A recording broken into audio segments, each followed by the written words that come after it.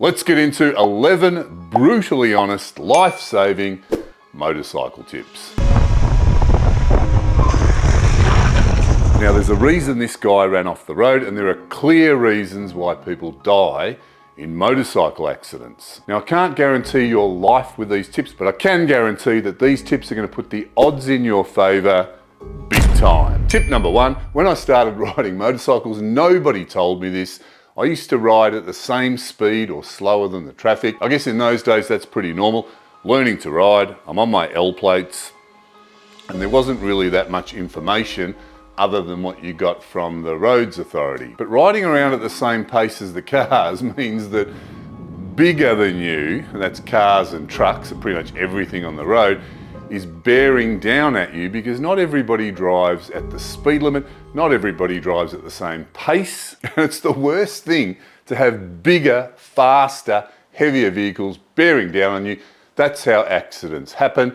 I've seen it a million times. So my tip is ride faster than the traffic. It's a lot safer. Now that doesn't mean if the traffic's doing 100, you need to do 250.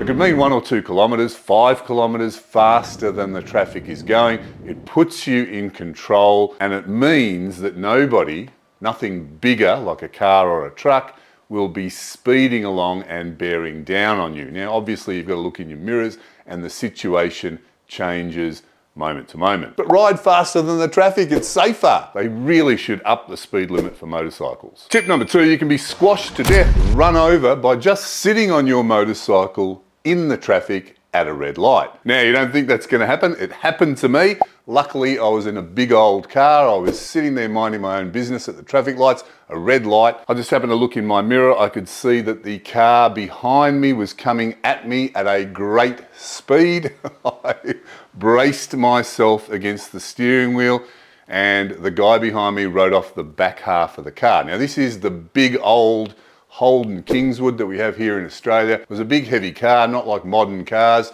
and it basically took the back half of the car out. No airbags, just some brute muscle strength holding me in place. If I had been on a motorcycle, I would be not making these videos. So what do? You split the traffic at the traffic lights if you can, if there's room, there usually is. You go between the cars and you make your way to the front so that you are stationary behind a car that you know is not moving. It's the safest spot to be. When you take off, you are ahead of the traffic again. You've got to stay away from cars. Tip number 3, in an emergency, you slam on your brakes. Anything can happen. You don't know how your bike's going to react. You don't know how you're going to react, because it's probably never happened before. So you've got to practice stopping fast. Start in the car park, build up some speed, hit the brakes hard, progressively harder, I should say, and you'll know how you and your bike behave. It doesn't take much practice to get the hang of it. Just brake progressively harder until you get a feel for it, so that you know how it feels and you won't do anything crazy if it happens in an emergency. You won't panic, it's going to save your life. Now don't forget, if you like my videos and you want to support the channel, check out the Old Not Dead merchandise. If you don't ride a Harley and you wear Old Not Dead gear, you will look as cool as if you were on a Harley. And if you already have a Harley, blast off, show the world you're old, not dead. Way to go. Representing. T-shirts, we've got T-shirts in different colours, different logos, caps, beanies, stickers, patches, key rings, everything. Thanks very much, I really appreciate your support. Tip number 4, if you look at the obstacles in front of you, you're more likely to hit them. Everyone's heard of head-on collisions in the country. You're driving alone at night, it's late at night, it's really dark, and you see some oncoming headlights. People tend to stare at the headlights instead of the road in front of them. Maybe because it's tunnel vision, everything's dark except the lights coming at you. The point is, where you look is where you go. You don't want to look at the obstacles. If you're tired and your concentration's fading, it's very easy to focus in on those headlights, and that's a potential head-on crash. It applies to all obstacles. If you see a pothole, don't look at the pothole, look at the gap you want to get through. You know, the bend in a corner is an obstacle because you've got to go around the corner. So don't look at the bend, don't look at the Armco railing, don't look at the cheese cutters that they put up here in Victorian roads. Look at the exit from the corner, that's where you're going to go. It's really easy, just practice it a little bit. Be conscious of it when you see obstacles, and before you know it, it's going to be natural, it's going to be an automatic thing that you do without thinking. Tip number 5, motorcycles are smaller and faster than the cars and the trucks that are on the road with you, and that makes you potentially invisible to drivers, and that's seriously dangerous. Drivers don't see you most of the time. They're not really looking for motorcycles, and motorcycles accelerate so fast that the average driver in a car or truck will not comprehend what's going on. They can't really, if they've never ridden a motorcycle, they can't really comprehend that acceleration.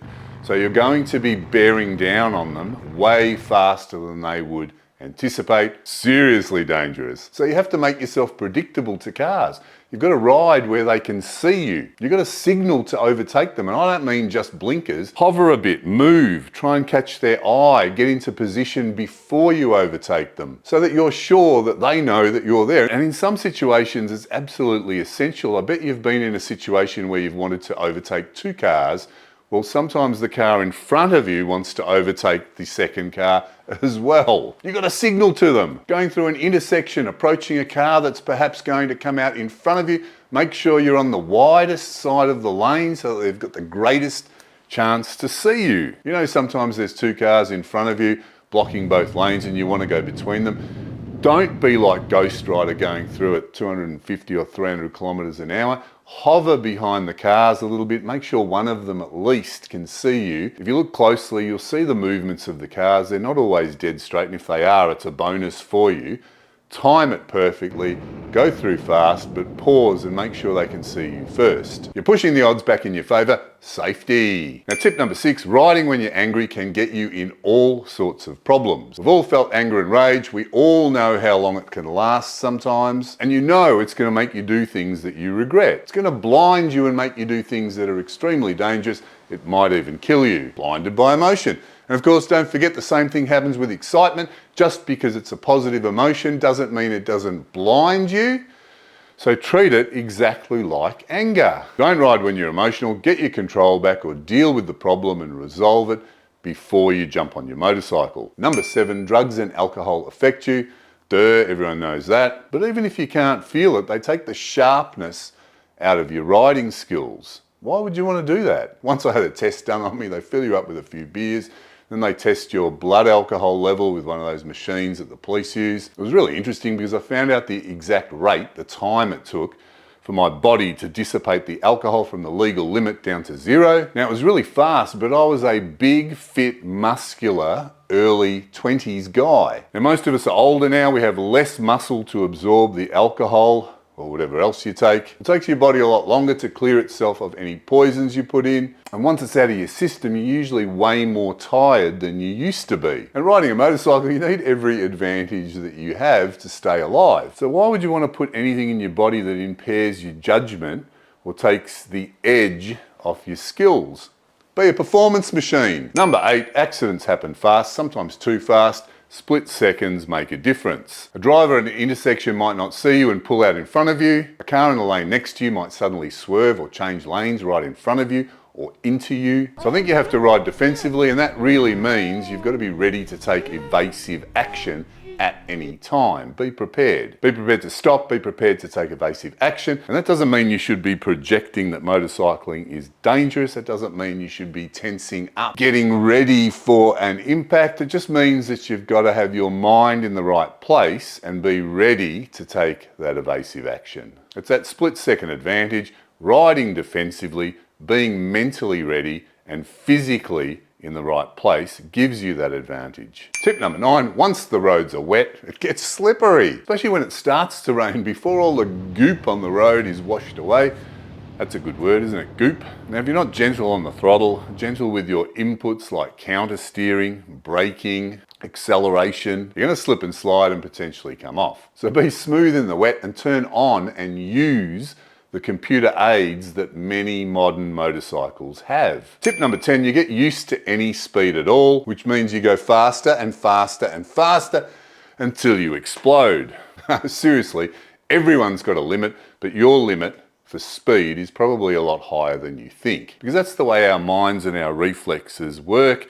They adapt to whatever speeds you are doing. They adapt to your behavior, and the fitter you are, the more natural talents you're blessed to have been born with, the higher your limit will be. And obviously, riding on the road, that's not a good thing, going faster and faster and faster. There's got to be some sort of limit. So here's my favorite hack. I call it the slow bike hack. The more visceral or the more feeling there is in a motorcycle, the more you think that you're going faster than you really are. It's one of the reasons I moved from super bikes in the 90s to Harley Davidsons. They rattle around more. It feels like you're going faster. You can apply that to any motorcycle. I've got a modern Street Glide that's had a little bit of work done to it sitting right next to me.